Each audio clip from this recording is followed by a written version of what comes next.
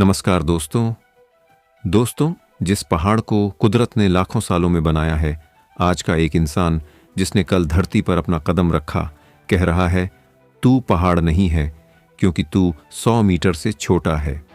सवाल यह है कि क्या इंसान अब इतना बड़ा हो गया है कि वो कुदरत को परिभाषित करेगा? अरावली कोई साधारण पहाड़ नहीं है।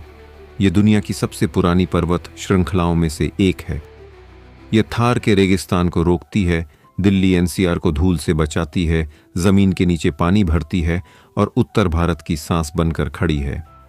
अगर अरावली न हो तो दिल्ली की हवा आज से भी ज्यादा जहरीली होगी। मान लेते हैं कि हमें खनन चाहिए, विकास चाहिए, पर क्या कोई सर्दी में हाथ सेंकने के लिए अपना ही घर जलाएगा?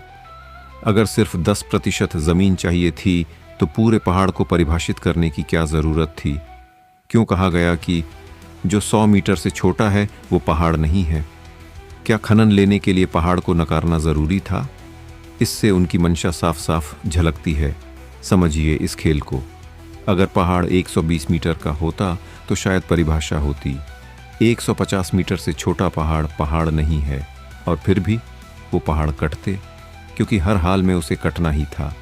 परिभाषा सच्चाई से नहीं, जरूरत से बनी है। पहाड़ वही है, कुदरत वही है, लेकिन कानून की भाषा बदल दी गई है। एक तरफ सरकार खनन कंपनियों को खनन की इजाजत देती है और दूसरी तरफ सरकार का ही पर्यावरण विभाग कोर्ट जाता है और कहता है पर्यावरण को बचाइए, और वही व्यवस्था परिभाषा बदलने देती है। कोर्ट कहता है हम नीति नहीं बनाते, लेकिन परिभाषा ही सबसे बड़ी नीति होती है। ये तो वही बात हो गई कि सरकार का एक हाथ किसी काम को अंजाम देना चाहता है और दूसरा हाथ उसे रोकने की कोशिश करता है, जिसमें असफल रहता है। ये सब ड्रामेबाजी इसलिए होती है कि दोष किसी एक पर ना आए और सबको लगे कि ये अदालत के प्रक्रिया तहत हुआ है। हाल ही में दिल्ली की अदालत सरकार से कहती है प्रदूषण बहुत ज़्यादा है, इसलिए एयर प्यूरीफायर पर GST कम होनी चाहिए। उन्हें समझना चाहिए, अगर पहाड़ कटेंगे, जंगल कमज़ोर होंगे तो हवा जहरीली होगी ही।